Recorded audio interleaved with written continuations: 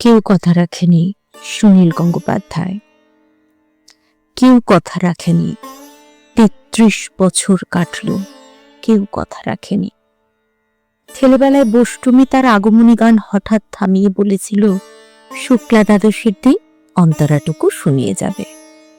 তারপর কত চন্দ্রফুক অমাবস্যায় এসে চলে গেল, কিন্তু সেই বষ্টমী আর এলো না।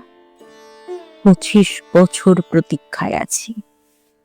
মামাবাড়ির মাঝি নাদের আলী বলেছিল, বড় হও দাদা ঠাকুর, তোমাকে আমি ৩ প্রহরের বিল দেখাতে নিয়ে যাব। সেখানে পদ্মফুলের মাথায় সাপ আর ভ্রমর খেলা করে। নাদের আলী, আমি আর কত বড় হব? আমার মাথা এই ঘরের ছাদ ফুঁড়ে আকাশ স্পর্শ করলে তারপর তুমি আমায় ৩ প্রহরের বিল দেখাবে? একটাও রয়্যাল গুলি কিনতে পারিনি কখনো। লাঠি লজেন্স দেখিয়ে দেখিয়ে চুষেছে লস্কর বাড়ির ছেলেরা। ভিখারির মতো চৌধুরীদের গেটে দাঁড়িয়ে দেখেছি ভিতরে রাস উৎসব। অবিরল রঙের ধারার মধ্যে সুবর্ণ কঙ্কন পরা ফর্সা রমণীরা কত রকম আমোদে হেসেছে।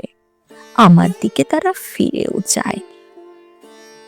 বাবা আমার কাঁধ ছুঁয়ে বলেছিলেন, দেখিস একদিন আমরাও। বাবা এখন অন্ধ। আমাদের দেখা হয়নি কিছুই। সেই রয়্যালগুলি, সেই লাঠি লজেন্স, সেই রাস উৎসব আমায় কেউ ফিরিয়ে দেবে না। বুকের মধ্যেও সুগন্ধি রুমাল রেখে বরুণা বলেছিল, যেদিন আমায় সত্যিকারের ভালোবাসবে সেদিন আমার বুকেও এরকম আতরের গন্ধ হবে। ভালোবাসার জন্য আমি হাতের মুঠোয় প্রাণ নিয়েছি।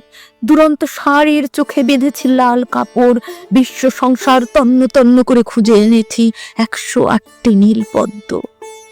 তবু কথা রাখেনি বরুণা। এখন তার বুকে শুধুই মাংসের গন্ধ।